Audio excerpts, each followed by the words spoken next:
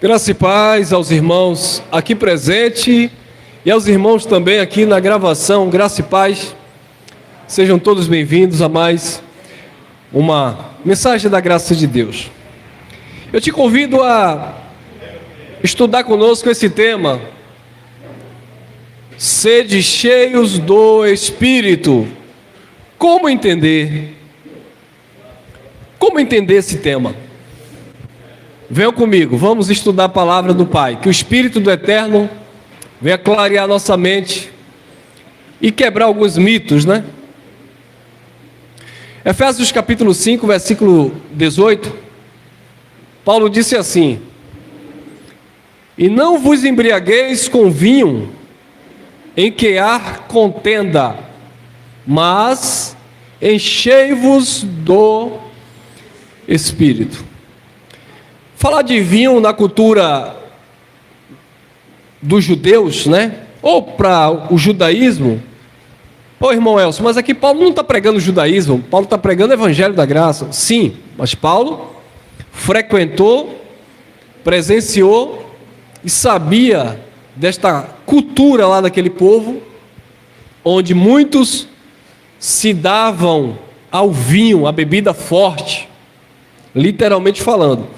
Paulo chega a aconselhar na carta a Timóteo para que os bispos ou os anciãos, os responsáveis pelas comunidades, se eles desejassem de fato aquele serviço em prol dos santos, eles deveriam se abster do vinho. Por quê? Porque naturalmente a bebida forte iria tirar o equilíbrio, né, emocional, e naturalmente eles não seriam exemplos para instruir a comunidade.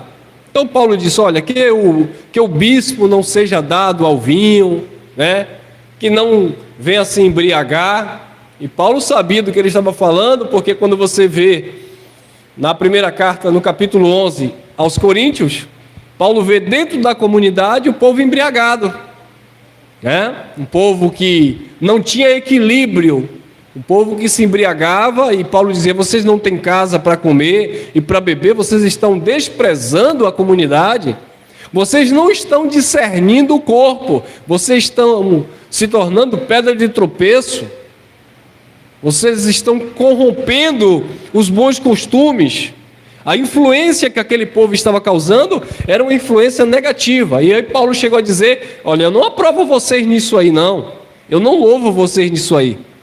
Vocês não estão participando da ceia do Senhor. Essa ceia não é do Senhor, essa ceia aí é de vocês mesmos, e tudo carnal. Vocês estão deixando alguns irmãos com fome entre vocês, vocês estão bebendo e se embriagando, sabe, causando baderna, né? E o Paulo dizia: olha, a obra de Deus é uma obra, né? Deus é um Deus de ordem e de decência. Cadê a decência?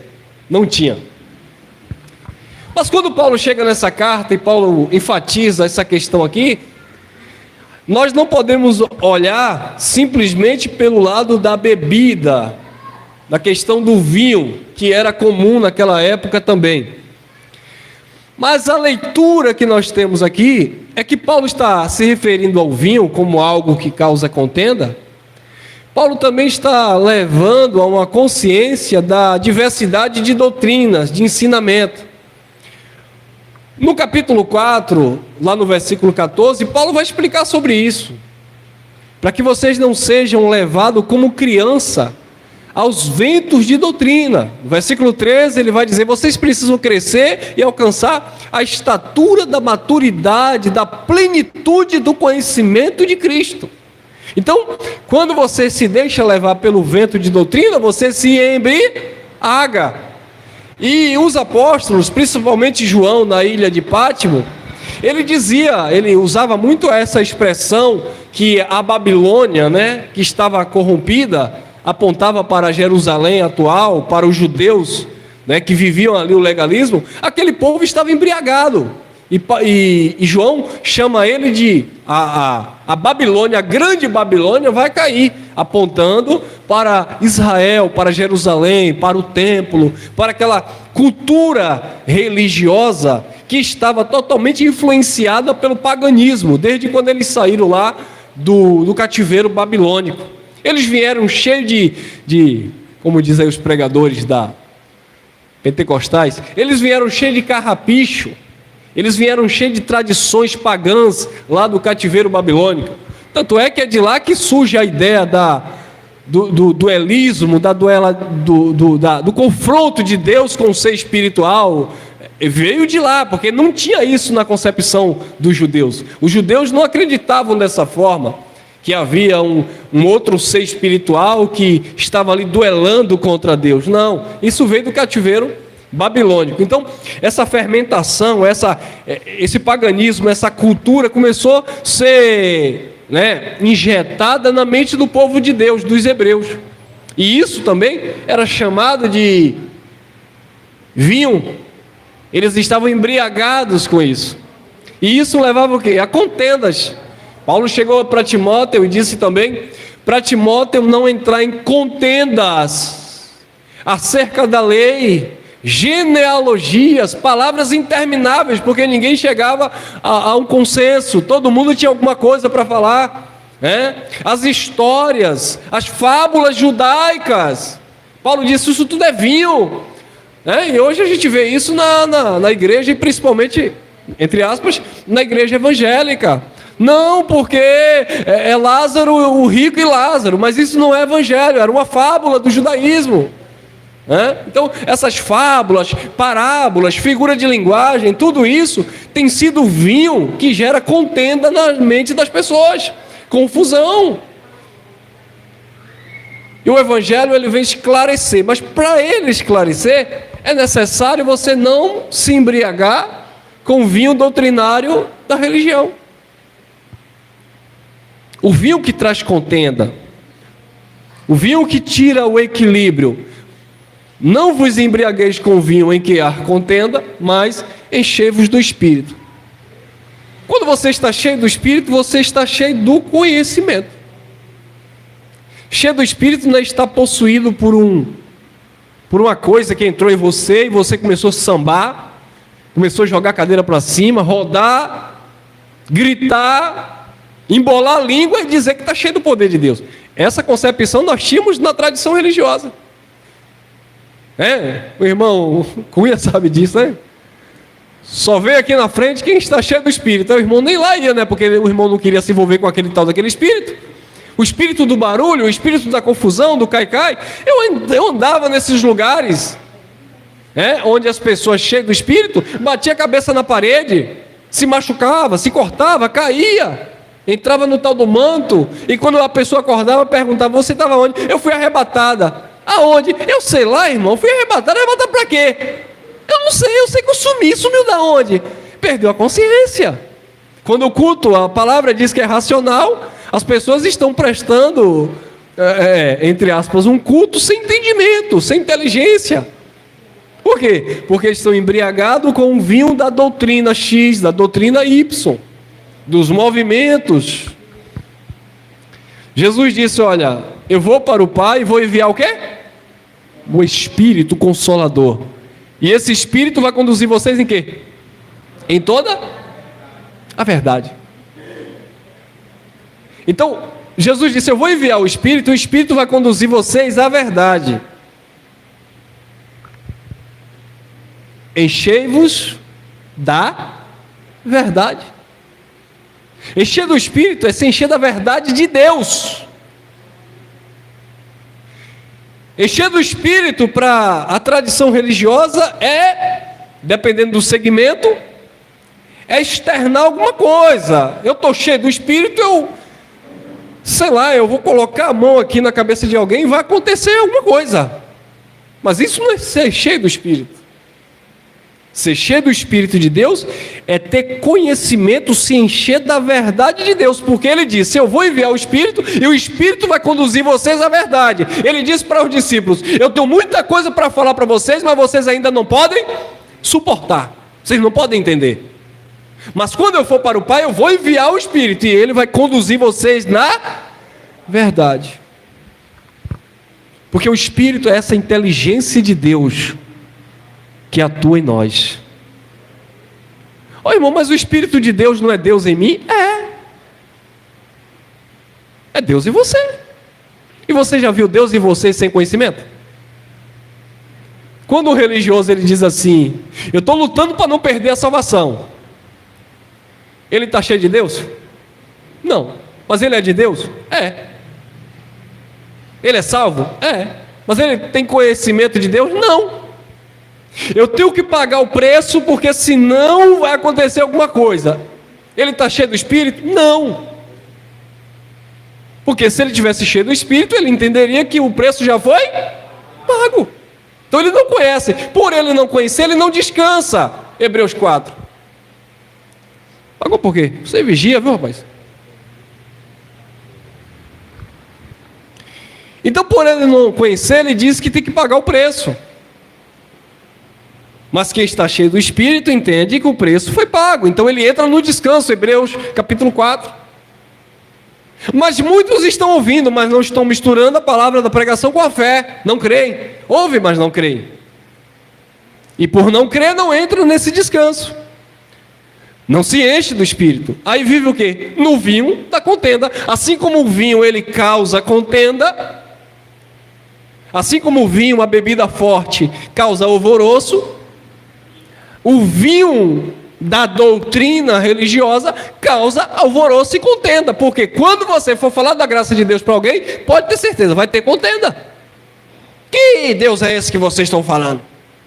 Que Deus desconhecido é esse? Exatamente, como aconteceu lá em Atos dos Apóstolos, quando Paulo chegou e começou a falar do Cristo ressuscitado, e eles disseram assim: que voz é essa? Que palavra é essa que nós nunca ouvimos isso? Que Deus é esse que você prega? Esse Deus era desconhecido, porque havia um altar lá ao Deus desconhecido. Deus desconhecido traz doutrina de contenda. Porque quantas pessoas dizem diversas coisas acerca de um único Deus? Muitas.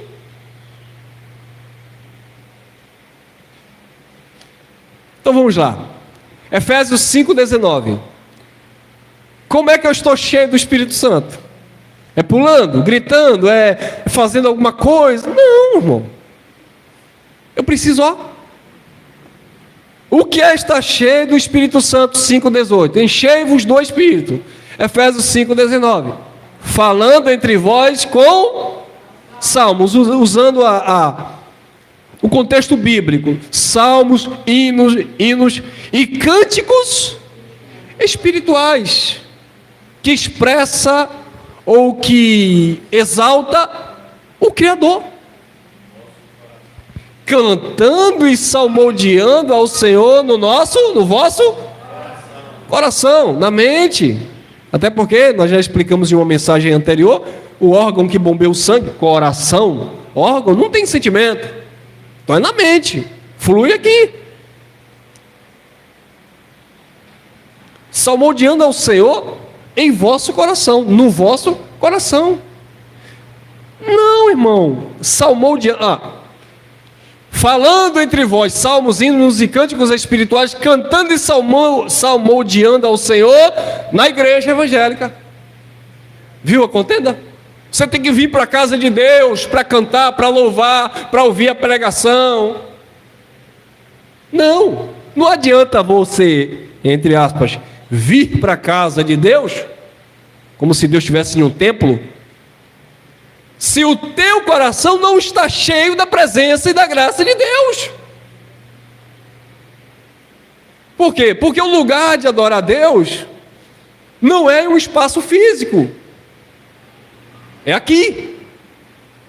A gratidão, o cântico, a adoração tem que estar aqui na mente.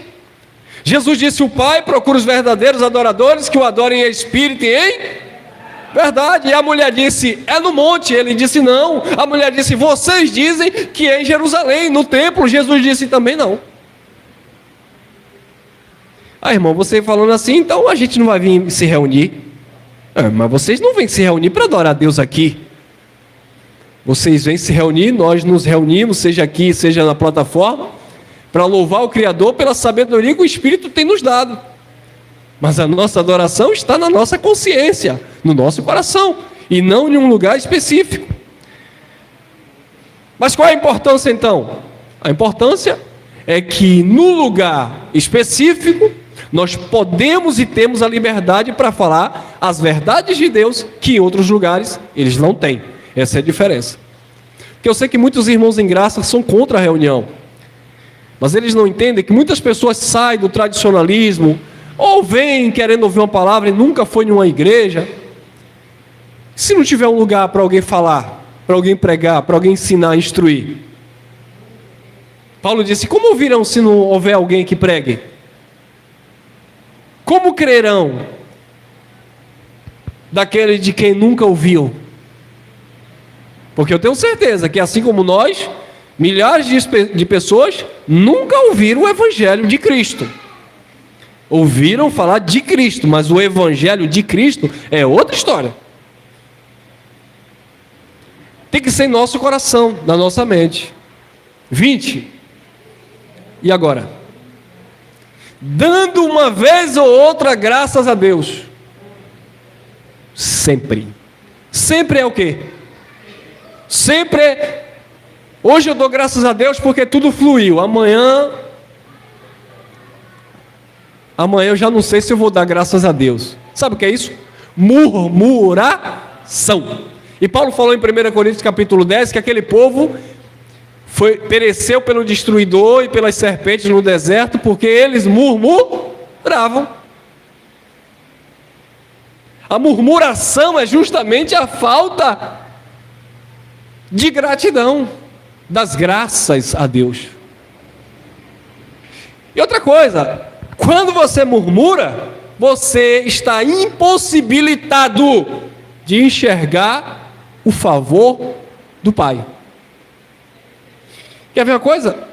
As coisas podem até estar fluindo, mas se o teu espírito, a tua mente, ela não está feliz, e você começa a questionar, você não enxerga absolutamente nada. Você já viu essas pessoas que são bem de vidas financeiramente, têm uma certa condição, aí você olha assim, você vê aí várias pessoas na mídia, e de repente do nada é uma separação inesperada, é uma briga, é pessoa do mundo das drogas, é pessoa, entre aspas, trocando de sexo de uma hora para outra. Por que isso? Murmuração da vida. Nunca estão contentes, nunca dão graças a Deus pela vida, sempre estão procurando uma novidade, sempre estão buscando algo. Por quê? Porque eles não conseguem se realizar no Criador, dando sempre graças a Deus por tudo, dando sempre graças por tudo a nosso Deus e Pai, em nome do nosso Senhor Jesus Cristo. Então, meus amados, o sentimento de gratidão gera em você, ou melhor dizendo, a atitude, não vou dizer nem sentimento, a atitude de ser grato gera em você uma satisfação pessoal. A atitude da gente chegar e corroborar, colaborar, doar roupa, alimento, para quem necessita, gera em você uma satisfação, uma alegria, porque você está sendo útil na vida de alguém.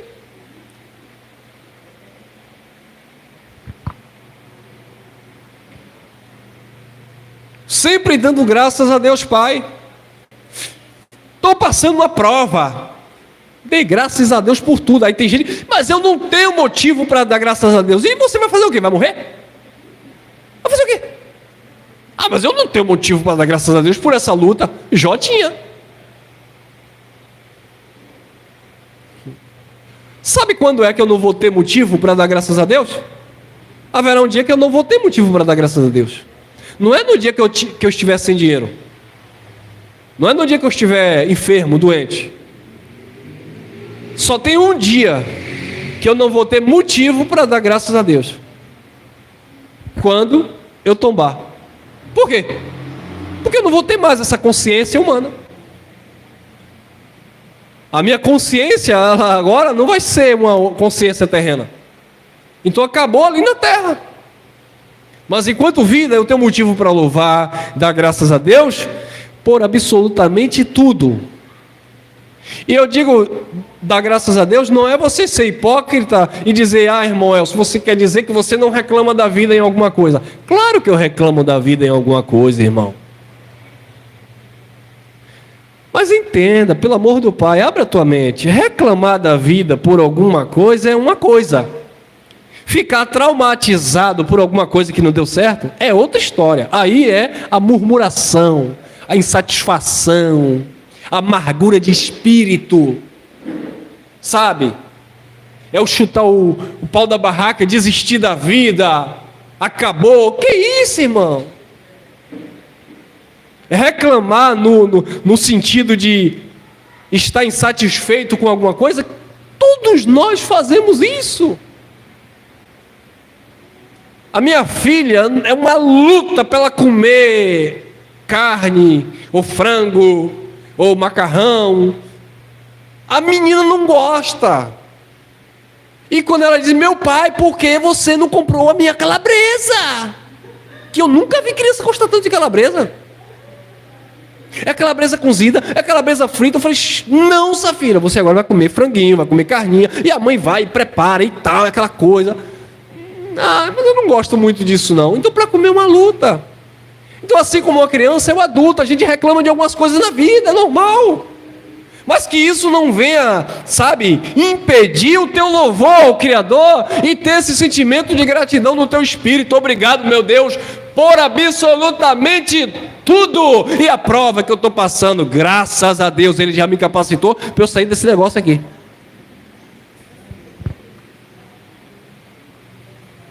Ser grato a Deus. Isso, detalhe, eu estou explicando, né? Ser grato a Deus é estar cheio do Espírito Santo. Viu como é simples entender o Evangelho? Que está cheio do Espírito Santo não é fantasiar as coisas, são sentimentos comuns e atitudes que nós conhecemos, porque a palavra de Deus ela fala em uma linguagem compreensível para nós, que estamos atentos. Estar cheio do Espírito Santo é estar com a tua mente cheia de Deus, cheia de gratidão. Estar cheio do diabo, cheio de Satanás na vida, é estar se embriagando com o vinho da contenda, é a insatisfação pessoal, é isso que se opõe contra Deus.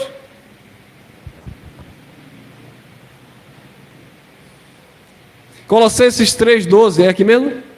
É ali o 5, 3,12 Colossenses.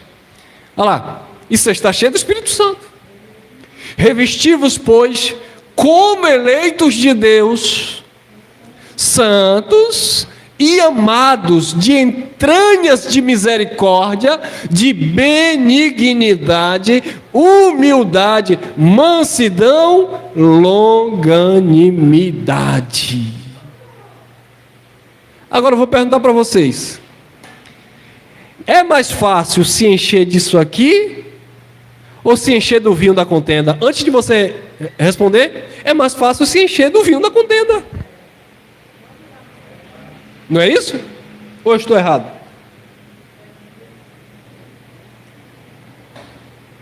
É mais fácil se encher do vinho da contenda. Por quê? Porque o primeiro desafio que você tiver, o primeiro conflito, o primeiro teste que você enfrentar, essas atitudes aqui vai ser a última que você vai pensar. Alguém gritou com você, naturalmente você vai gritar à altura, ou quer. Alguém te feriu, alguém te caluniou, a nossa carne agitada, ela se incita a responder da mesma forma, a fazer o mesmo. Então se encher do Espírito Santo é um processo para você se esvaziar de você mesmo, se diminuir, para que ele cresça.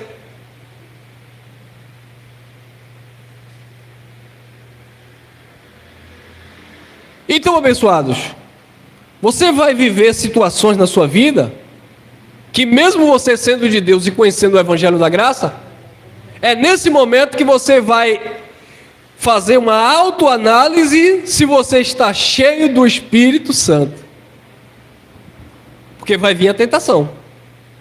1 Coríntios capítulo 10, versículo 13: não há tentação senão humana, mas com a tentação Deus também te dará o... E o que é o escape? Está cheio do Espírito Santo. O escape da tentação é estar cheio do Espírito Santo. Alguém te afrontou, a vontade que dá é você partir também. Mas quando eu me esvazio de mim, me encho do Espírito, aí eu vou exercitar esses atributos, né? Eu vou exercitar esses dons. Os frutos, melhor dizendo. Esses são os frutos. Mas para exercitar esses frutos, eu preciso o quê? Me revestir. E como é que eu vou revestir? Praticar. É fácil? Não, irmão. Por quê, irmão? Por que, irmão Elcio? Irmão Elcio, é claro que é fácil. É só fazer um jejum. Quem disse que o jejum vai fazer você praticar isso aqui? Não, irmão, porque no jejum eu mato a minha carne e vivifico o meu espírito. História para boi dormir, irmão. Eu já jejuei 24 horas e o pastor dizia, sem água. Não vai. Sabe por quê? Porque, entenda uma coisa, a tua carne não se converte nunca. Ela é domada quando você está cheia do Espírito. Paulo disse, Paulo, não fui eu não, foi Paulo, tá? 1 Coríntios capítulo 9, versículo 27, Paulo disse, eu esmurro o meu corpo. Sabe o que é esmurrar? Você sabe aquelas religiões que fazem autoflagelo, não é isso? Se flagelam, né? Se cortam e tal. É basicamente a linguagem que Paulo estava usando. Eu estou me flagelando, me esmurrando. Não no sentido literal, Paulo não estava dando soco em si. Mas quando Paulo diz que está se esmurrando, ele está aqui, uma luta cravada na sua mente. A carne lutando contra o espírito e o espírito lutando contra a carne. Ele sabendo o que ele tinha que fazer, mas a sua natureza humana o inclinando para a contenda. Mas como ele estava se enchendo do espírito, ele dizia, eu esmurro o meu corpo, a minha consciência humana, para que pregando aos outros eu não venha a ser reprovado. Porque imagina o apóstolo Paulo pregando e ensinando para os outros, e de repente as pessoas olhassem e observassem Paulo chutando lá o sacerdote. Não é Paulo não ficando irado. Paulo diz, irai-vos, mas não pequeis. Não é Paulo guardando mágoa. Paulo como ser humano, mas sabendo diferenciar as coisas. Eu não quero voltar a ser o antigo Saulo. Por quê? Porque eu quero me encher do Espírito. Mas para se encher do Espírito, você precisa se revestir. E para se revestir, você precisa se esvaziar. Ou para ser cheio, você precisa se esvaziar. João disse, é necessário que eu diminua, para que ele cresça. Então, irmãos, exercitar isso aqui é um desafio diário. A convenção não é como a igreja religiosa prega. Você quer aceitar Jesus? Levante a mão, vem aqui que o pastor vai fazer uma oração. Isso não é convenção nunca. Convenção não é dar dízimo, convenção não é comer pão na igreja, convenção é uma conscientização que todos os dias você vai ter que matar o teu eu. É Paulo dizendo, já estou crucificado e vivo, não mais eu, mas Cristo vive em mim. Eu lembro que quando eu casei, pensa numa luta. Conheci minha esposa, 5 meses namoramos, 6 meses nos casamos. Que lindo, maravilhoso. Eu não queria ficar namorando muito tempo. Falei para ela, sou pregador, aleluia. Sou pentecostal, fogo puro. Então não quero ficar no fogo. Então ou casa ou cai fora. Que ousadia. E no coração dizendo, tomara que ela não desista. A louca aceitou. Ela disse, tá bom, nós casamos. Nós casa. E aí, irmão, 5 meses se conhecendo, vem os conflitos, vida diferente, família diferente, relacionamentos diferentes, tudo diferente. E agora? E agora? Vocês vão ter que se virar, porque não foi Jesus que casou, foi tu. Senhor, muda meu casamento. Que Deus que vai mudar o casamento se tu não quer mudar? Se você não mudar?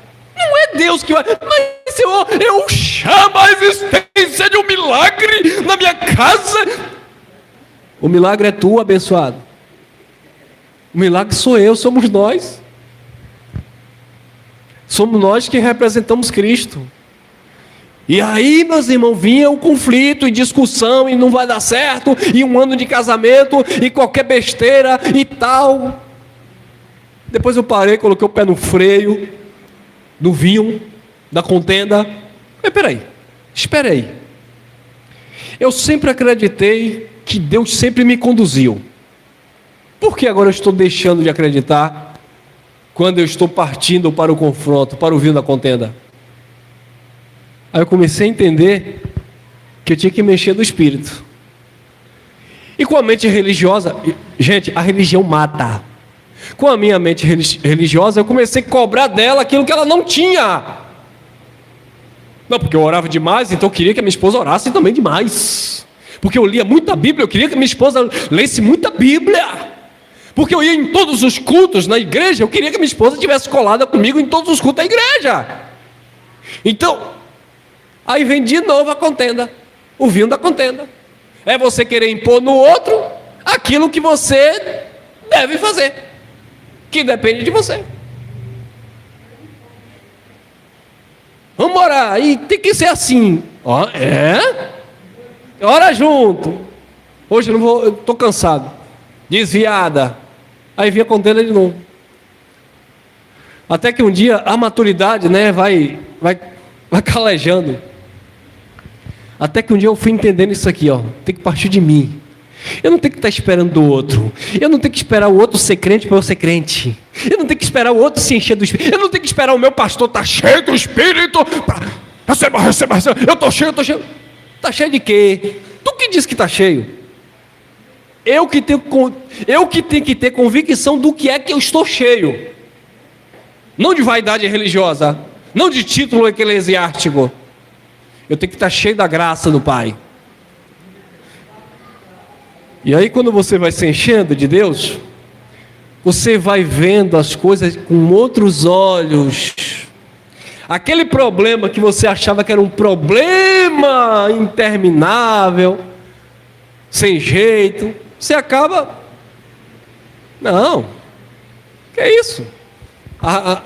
Eu posso repetir agora a palavra de Paulo? Agora posso. Que é isso? Eu posso todas as coisas no Senhor que me fortalece. Mas dizer isso sem estar cheio disso aqui é complicado, irmão. Quantas pessoas, eu falava ontem na conversa com meus tios, quantas pessoas eu tive que procurar? Eu tive que procurar para pedir perdão depois.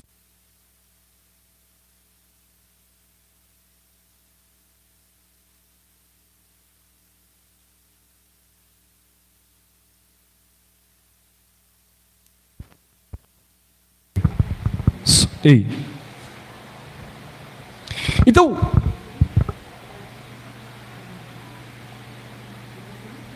quantas pessoas eu não tive que procurar, pedir desculpa, pedir perdão?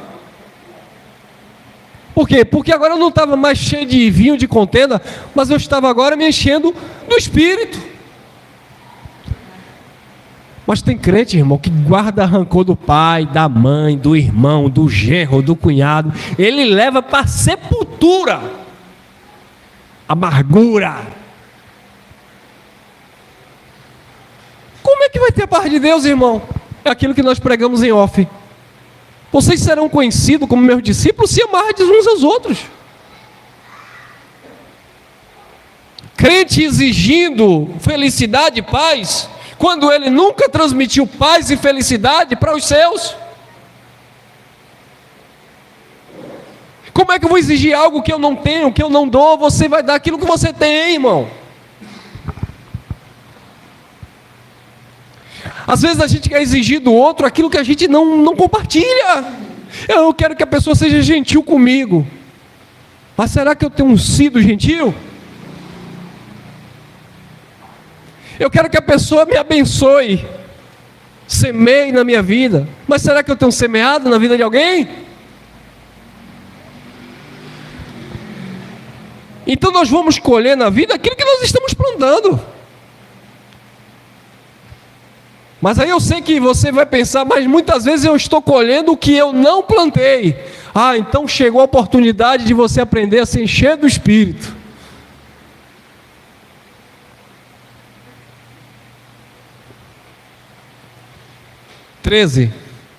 Olha lá. Suportando-vos uns aos outros e perdoando-vos uns aos outros, se algum tiver queixa contra outro, assim como Cristo vos perdoou, assim fazei vós também. E aí, foi quando eu comecei a entender que na vida, nem sempre você vai defender a sua razão, mas o bom é você defender a sua paz. Porque por mais que a gente tenha razão, muitas vezes a nossa razão tira a nossa paz. Eu estava indo para casa, eu, minha esposa e minha filha. Do nada, um camarada com vasculhante, com a caçamba, carro maior, ele simplesmente jogou na minha frente. Se eu não estou atento, eu batia no fundo da caçamba com a minha família. Ele não sinalizou, ele simplesmente jogou. Na hora eu brequei de vez, freiei, joguei um pouquinho no acostamento, respirei e falei: olha, se você não está aqui com a minha filha, sabe o que é que a minha carne agora fala comigo? Para eu simplesmente passar e esperar ele lá próximo ao pedágio. Porque a carne se ira. E eu tinha razão? Até tinha. Mas para quê? Eu ia perder minha paz. Então é isso que o Evangelho traz, um equilíbrio, para que você não venha ficar, exigindo demais, porque Cristo deveria exigir honra e glória, e ele foi cuspido no rosto, levou tapa na cara e foi crucificado pelos romanos. O Filho de Deus que se revestiu de carne, que deveria receber toda a honra e toda a glória, foi humilhado, criticado, zombado. E detalhe, diferente de mim e você, ele com todo o poder para reverter todo aquele processo, ele ainda teve que se humilhar a si mesmo, porque uma coisa é você ser humilhado por alguém, é fácil. Alguém pode me humilhar, você não vale nada, você é isso, você é feio, você é narigudo, pode me humilhar, irmão. Agora uma coisa é você se humilhar, se diminuir, você pode fazer algo, mas você não vai. Jesus se humilhou, subsistindo em forma de Deus, Filipenses capítulo 2, versículo 6 em diante. Subsistindo em forma de Deus, não teve por usurpação ser igual a Deus, mas humilhou-se a si mesmo.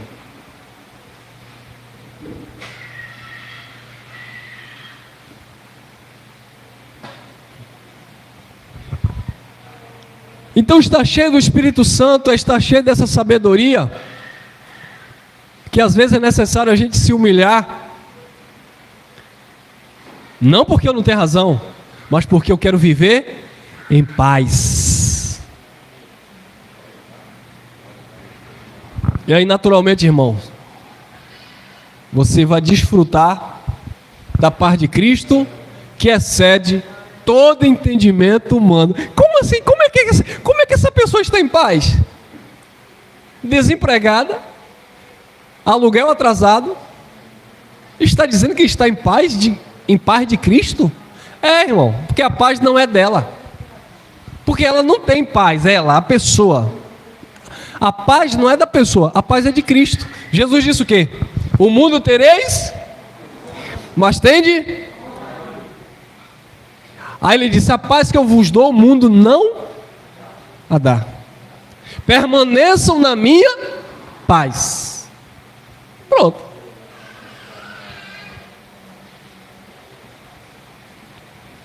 Então às vezes a gente não está em paz, porque a paz não é nossa. Mas aí eu entro na paz do Senhor. E o que é entrar na paz do Senhor, irmão? É se encher do Espírito Santo. Senhor, eu não posso, eu não consigo, mas eu acredito que o Senhor vence por mim. Em ti eu sou mais do que vencedor. Senhor, eu vou fazer o que agora? Quantas vezes eu já falei aqui para os irmãos, vamos fechar o espaço, não tem como manter aluguel aqui, porque eu não estou em paz para todo final de mês passar perto para pagar um aluguel. E isso me tira a paz, porque eu sei que as pessoas têm responsabilidade, têm compromisso, e eu tenho que arcar, honrar com a minha palavra, porque as pessoas também têm palavra lá para honrar e arcar com seus compromissos. Então eu não ficava em paz. Eu cheguei num ponto de dizer, vamos fechar, porque eu quero estar em paz.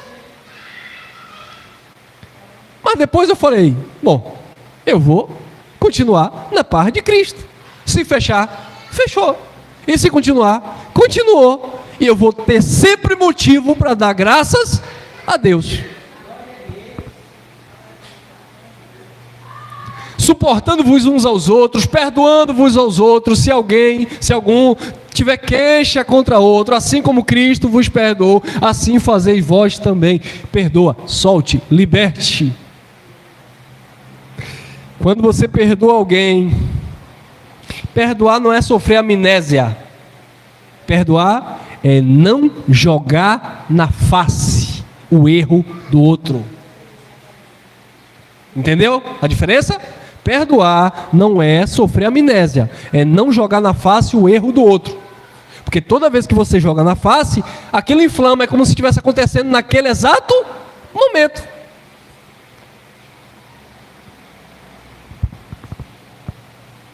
Quando Jesus disse, por boca de Paulo, que ele lançou os pecados do seu povo aonde? Ele nem lembra mais. É porque ele esqueceu do que o povo fez? Claro que não. Ele lembra do que ele fez. Cristo lembra do que ele fez na cruz. Quando ele lembra do que ele fez na cruz, ele não lembra da culpa do outro. Quando eu lembro do compromisso que eu tenho com o meu Cristo, eu não lembro da culpa ou da fraqueza do outro. Porque o meu olhar está em Cristo.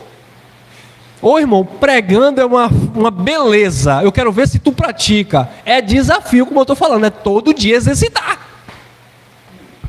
É desafio, irmão.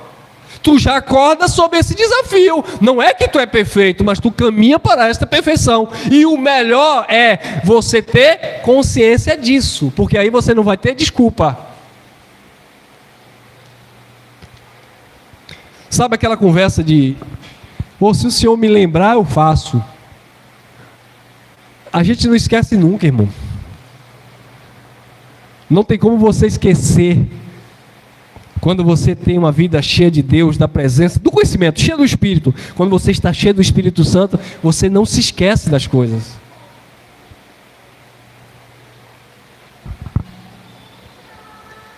Olha lá, Colossenses 3,14.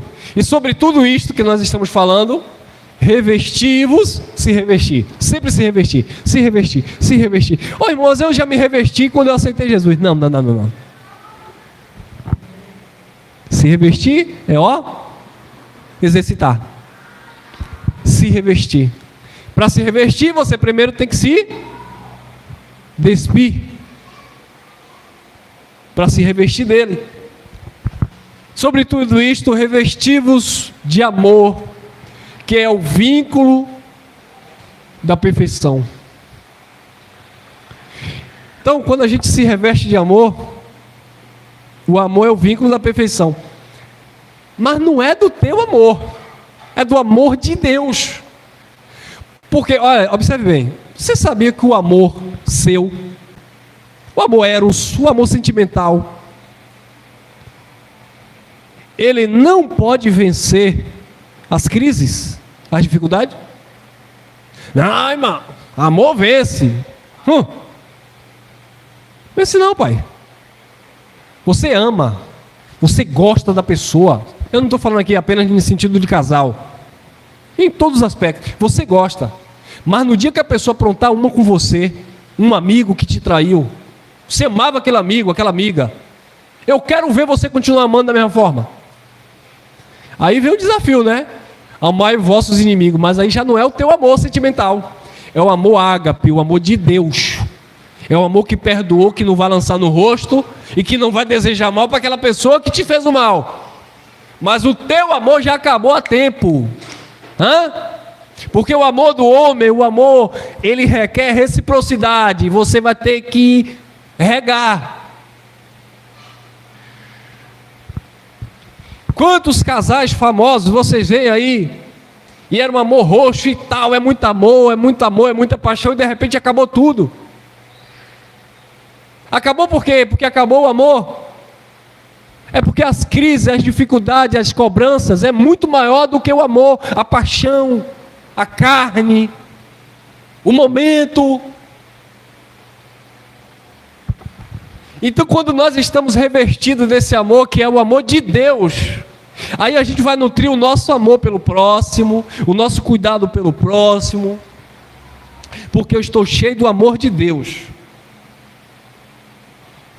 Quando Paulo disse para você não se juntar a um jugo, quando Paulo disse assim para você não se aliançar, a luz não tem comunhão com as trevas, né?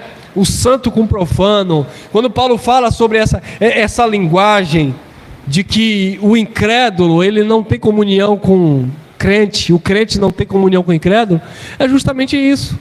Porque você que tem o amor de Deus na tua vida, você vai sempre além, você vai sempre estar mais forte, você vai sempre lutar mais, você vai sempre sofrer também, mas o amor é sofredor porque ele é paciente, e paciência fala de constância, ou seja, de um tempo que você está ali pacientemente lutando, por causa do amor de Deus. Agora, quem não tem esse amor de Deus que gera paciência, não quer sofrer. Primeiro embate, cada um siga seu caminho. Por quê? Porque não tem o amor de Deus, não se reveste do amor de Deus, para através do amor de Deus, exercitar com teu semelhante. Estamos aí exercitando o amor de Deus, vamos distribuir, vamos fazer, vamos ajudar quem precisa. Mas nunca se esqueça, esse amor é de Deus, o nosso, não. Primeira coisa que vai, rapaz, está muito calor, rapaz, tem que arrumar tudo aqui, Vera, tem que separar as roupas, né? Rapaz, tem que ver o tipo de alimento. O nosso amor acaba se enfadando, porque a gente vai sempre procurar o momento exato que eu quero, é quando eu quero.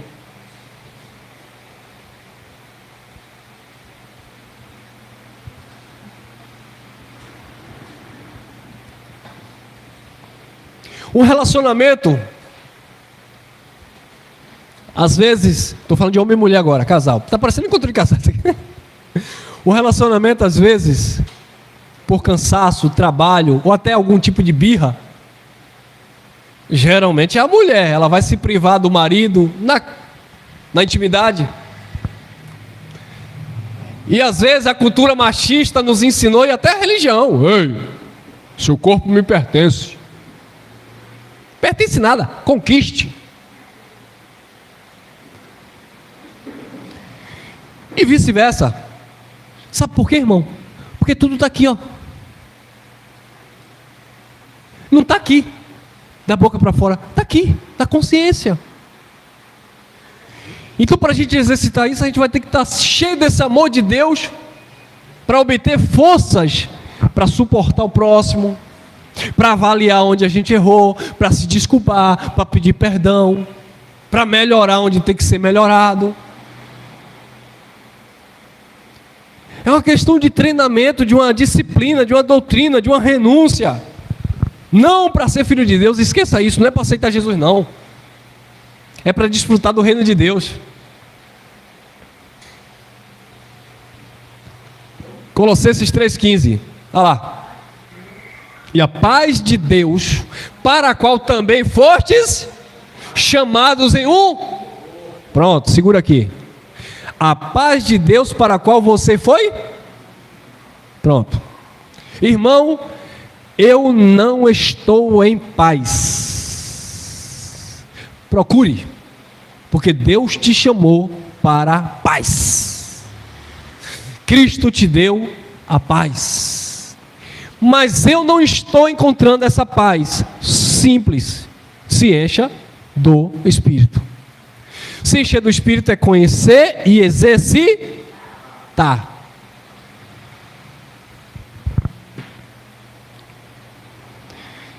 Aí eu descobri que aquele alimento me faz mal. Estou cheio do Espírito.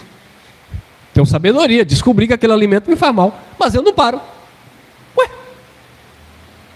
Você não viu que aquele negócio ali te faz mal? E por que você continua nele?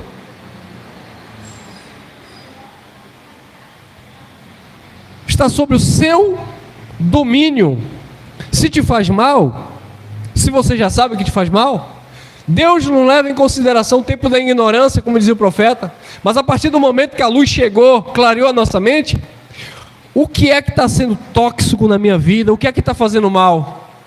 O que é que eu posso fazer?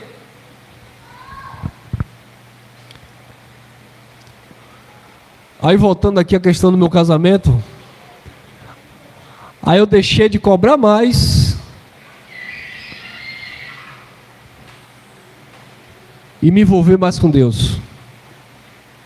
Para quê?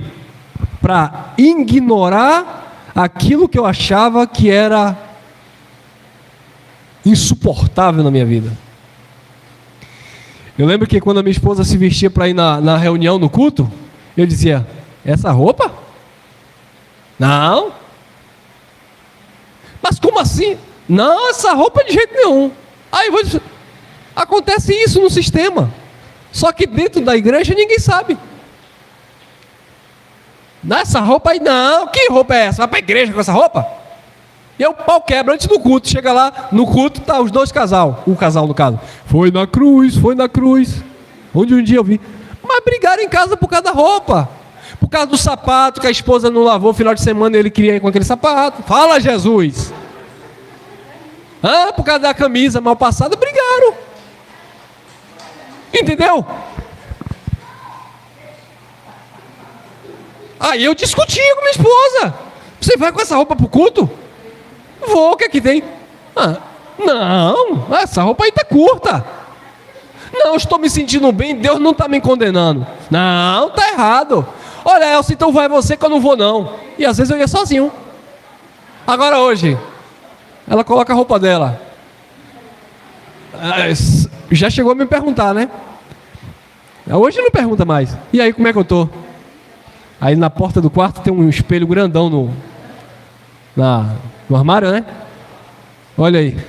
Olha o espelho aí. E aí, aprovou? Tô ótima. Aleluia, minha irmã, vamos. Sabe por quê? Porque todo mundo tem a sua consciência. Mas me dá uma dica aí. Como é que tá? Eu falei, você sabe.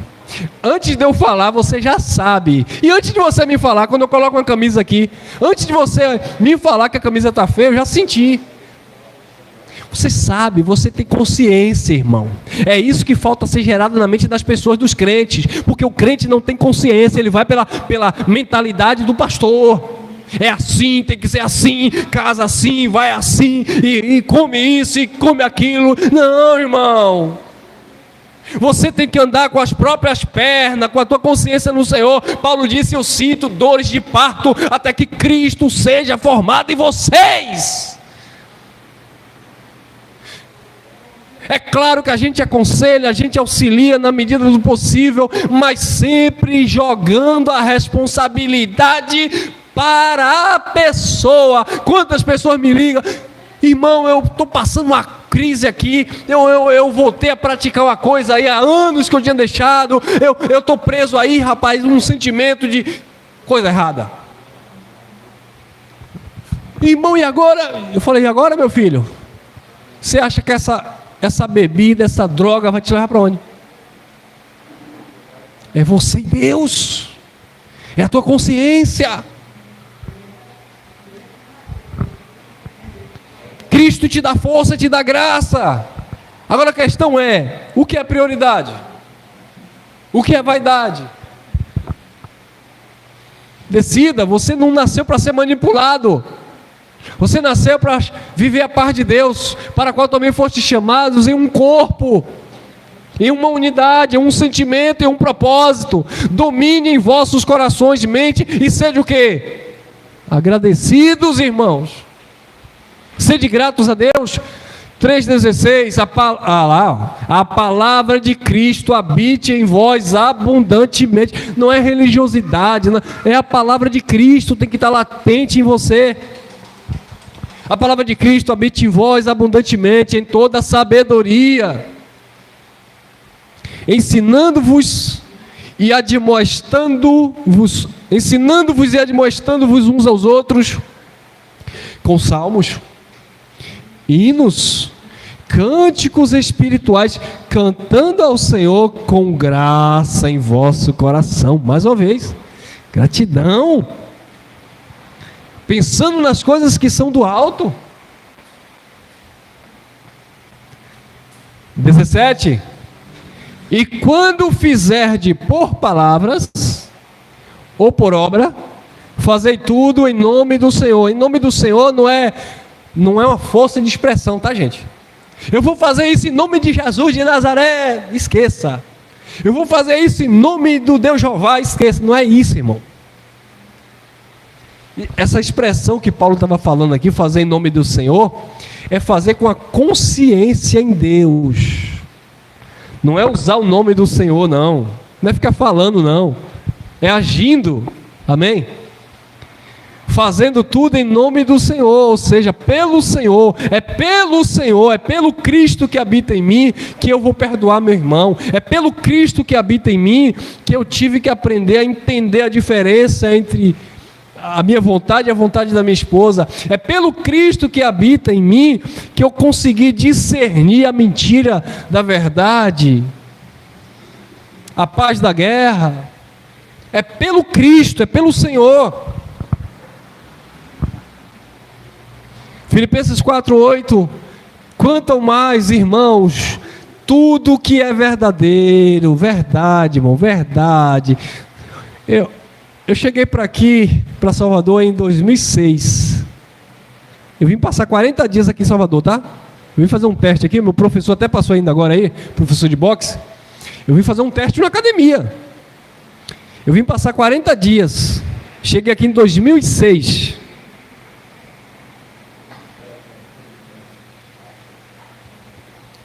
Já vamos agora para 2024. Olha, tudo você precisa usar isso aqui, ó, verdade. Seja verdadeiro, seja honesto, seja justo. Eu lembro que eu comprei um aparelho celular e eu nunca me esqueci disso, um aparelhozinho celular da marca Ericsson, né? Ericsson, quem lembra? Um coloridozinho. Aí quando eu abri o aparelho, aí tinha um nome lá, ó. Me magoe com a verdade, mas não me iluda com a mentira. Eu nunca esqueci disso. Deus usou um celular para falar comigo. Me magoe com a verdade, mas não me iluda com a mentira. A partir daquele dia, eu tomei aquele, não é um versículo bíblico, mas aquela palavra para mim, e eu comecei a praticar. A primeira coisa, entre aspas, o primeiro prejuízo que eu sofri foi o término de um noivado de 3 anos. Só porque a minha noiva veio do interior e disse assim: você jovem, atleta, solteiro aqui em Salvador, eu lá no interior, duvido que você não me traia. Aí eu olhei para a cara dela e disse assim: você duvida? Ela disse: duvido.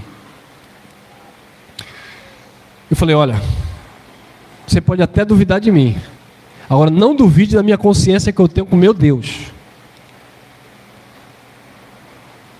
Uma chance. Viajei para o interior, ver minha família, ver minha noiva, casamento já engatilhado, a mulher da minha vida.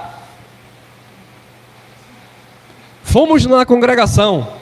Chegou lá, os irmãos me viram: ô irmão, ó o lutador e tal, e me viram fazendo uma propaganda na televisão, ao lado de Popó, de uma luta e não sei o que e tal, e me abraça, e me beija, e joga para lá, joga para cá. As moças da igreja lá tinham um bocado de bailarina, um bocado de... As meninas tudo falando comigo. Ela chegou para mim dentro da congregação, me beliscou e disse assim: você é um crente cínico. E eu disse: você é minha ex-noiva, a ex-mulher que eu escolhi casar. Só por causa disso. Peguei na mão, coloquei na porta de casa, deixei lá, ela ficou 1 ano esperando me arrepender. Não deu certo. Casou. Aí você não gostava dela? Como gostava.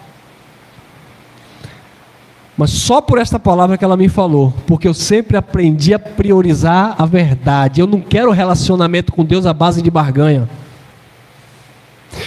Você lá duvidar da minha vida com Deus é uma coisa. Agora a pessoa que está comigo, que vai casar comigo, minha esposa, achar que eu traio, que eu fiz isso, e questionar a minha vida de fé com Deus, por causa dos maus exemplos que a gente vê por aí, sede sempre verdadeiro.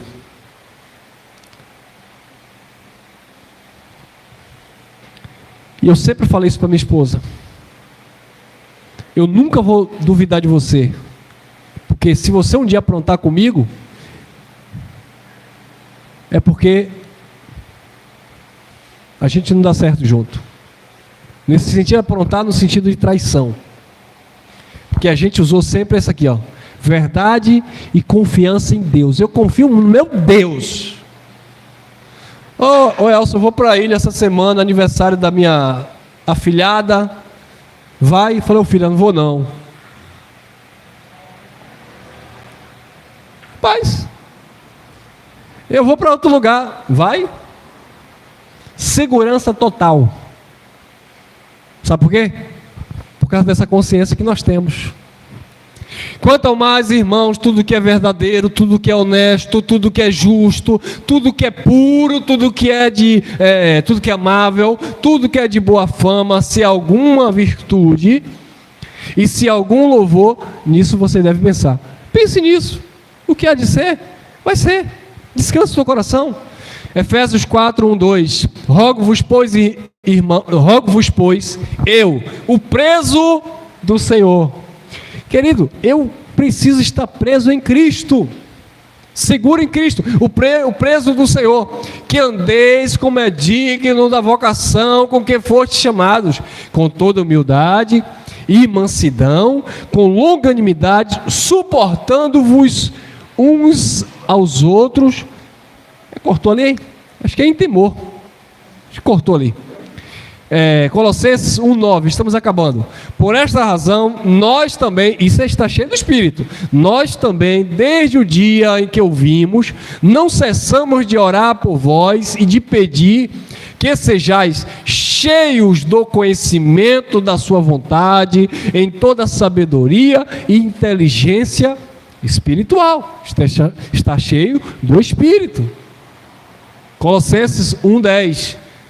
Para que possais andar dignamente diante do Senhor, agradando-lhe em tudo, frutificando em toda boa obra e crescendo aonde? No conhecimento de Deus. Está cheio do Espírito. Vamos encerrar. Efésios capítulo 1, versículo 17. Para que o Deus de nosso Senhor Jesus Cristo, o Pai da glória, vos dê em seu conhecimento espírito de sabedoria e de revelação.